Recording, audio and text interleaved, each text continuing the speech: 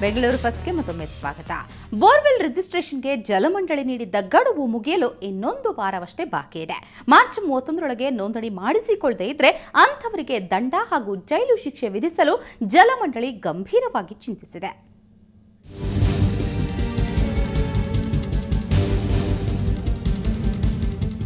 ಬೇಸಿಗೆ ಸಮೀಪಿಸುತ್ತಿದ್ದಂತೆ ರಾಜ್ಯದಲ್ಲಿ ಬೋರ್ವೆಲ್ಗಳ ಸಂಖ್ಯೆ ನಾಗಾಲೋಟದಲ್ಲಿ ಸಾಗಿದೆ.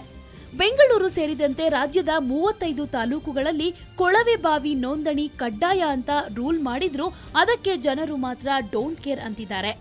ಸುಮಾರು 2 ಲಕ್ಷದಷ್ಟು ಬೋರ್ವೆಲ್ಗಳಿರೋ ಬೆಂಗಳೂರಿನಲ್ಲಿ ಇದುವರೆಗೂ ಕೇವಲ 700 ಬೋರ್ವೆಲ್ ಮಾತ್ರ ನೋಂದಣಿಯಾಗಿವೆ.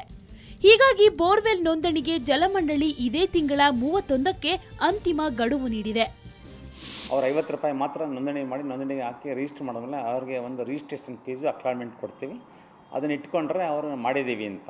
ರಿಜಿಸ್ಟ್ರೇಷನ್ ಮಾಡ್ಕೊಳ್ಳದೇ ಇದ್ದರೆ ಅವರಿಗೆ ಒಬ್ಬರಿಗೆ ಅಪ್ ಟು 2,500 ರೂಪಾಯಿ ಪೆನಾಲ್ಟಿ ಅಥವಾ 3 ತಿಂಗಳು ಸಜೆ ಇದೆ. ಕಮರ್ಷಿಯಲ್ ಅವ್ರಿಗಾದರೆ 5,000 ರೂಪಾಯಿ 6 ತಿಂಗಳು ಸಜೆ ಇದೆ.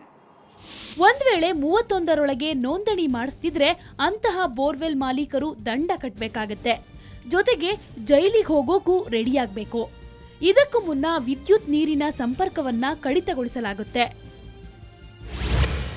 ಗೃಹ ಬಳಕೆ ಬೋರ್ವೆಲ್ಗಳಿಗೆ 2,500 ರೂಪಾಯಿ ದಂಡ ಹಾಗೂ 3 ತಿಂಗಳು ಜೈಲು ಶಿಕ್ಷೆ ನೀಡುವ ಸಾಧ್ಯತೆ ಇದೆ.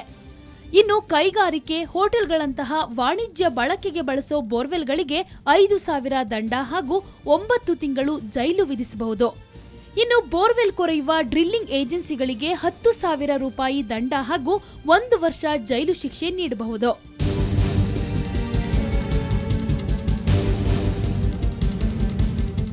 ಬೆಂಗಳೂರು ಸೇರಿ ರಾಜ್ಯದ 35 ತಾಲೂಕುಗಳಲ್ಲಿ ಅಂತರ್ಜಲ ಮಟ್ಟ ಅಪಾಯಕಾರಿ ಹಂತವನ್ನ ತಲುಪಿದೆ. ಈ ಹಿನ್ನೆಲೆಯಲ್ಲಿ ಅಂತರ್ಜಲ ಪ್ರಾಧಿಕಾರ ಅನಧಿಕೃತ ಬೋರ್ವೆಲ್ಗಳಿಗೆ ಕಡಿವಾಣ ಹಾಕೋಕೆ ಮುಂದಾಗಿದೆ. ಎಲ್ಲೆಡೆ ನೋಂದಣಿ ಕಾರ್ಯ ಆರಂಭಿಸಿದೆ. ಆದರೆ ಗಡುವು ವಿಧಿಸಿದ್ರೂ ನೋಂದಣಿಗೆ ಮುಂದಾಗದ ಜನ ದಂಡ ಹಾಗೂ ಶಿಕ್ಷೆಗೆ ಬಗ್ತಾರಾ ಅನ್ನೋ ಪ್ರಶ್ನೆ ಮೂಡಿದೆ. ಇದು ಎಷ್ಟರ ಮಟ್ಟಿಗೆ ಸಕ್ಸಸ್ ಆಗುತ್ತೋ ಕಾದು ನೋಡಬೇಕು. ಬೆಂಗಳೂರಿನಿಂದ ಮಸೂದ್ ದೊಡ್ಡಬಾಗಿಲು, ಸುವರ್ಣ ನ್ಯೂಸ್. ಮೆಜೆಸ್ಟಿಕ್ ಸುತ್ತಮುತ್ತ ಸಾರಿಗೆ ಬಸ್ಗಳದ್ದೇ ಕಾರುಬಾರು. ಅದರಲ್ಲೂ ವೀಕೆಂಡ್ ಬಂದ್ರಂತೂ ಮುಗೀತು. ಟ್ರಾಫಿಕ್ ಜಾಮ್ನಿಂದಾಗಿ ಪ್ರಯಾಣಿಕರು ಒದ್ದಾಡಬೇಕಾಗತ್ತೆ. ಅದ್ಯಾಕೆ ಹಾಗೆ ಅನ್ನೋದನ್ನ ನಾವು ತೋರಿಸ್ತೀವಿ ನೋಡಿ.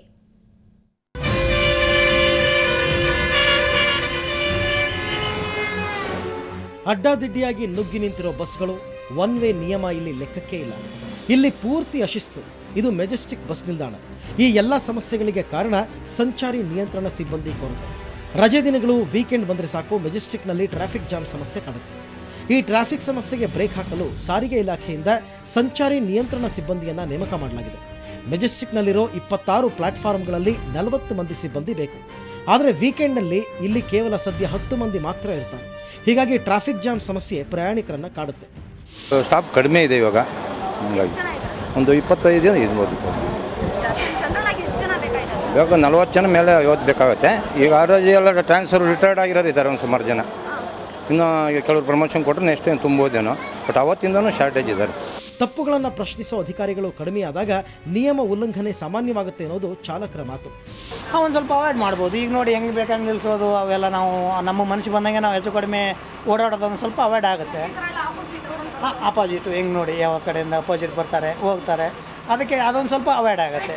ಯಾಕಂದರೆ ಅಧಿಕಾರಿಗಳಿದ್ದರೆ ಒಂದು ಸ್ವಲ್ಪ ಭಯ ಇರ್ತದೆ ನಮಗೆ. ಟ್ರಾಫಿಕ್ ಭೂತ ವೀಕೆಂಡ್ನಲ್ಲಿ ಹೆಚ್ಚು ಕಾಡುತ್ತೆ. ಈ ಸಮಸ್ಯೆ ಬಗೆಹರಿಸುವತ್ತ BMTC ಕೂಡಲೇ ಕ್ರಮ ಕೈಗೊಳ್ಳಬೇಕಿದೆ. ಬೆಂಗಳೂರಿನಿಂದ ಕ್ಯಾಮರಾಮನ್ ಪ್ರಕಾಶ್ ಜೊತೆ ನಂದಿನಿ, ಸುವರ್ಣ ನ್ಯೂಸ್.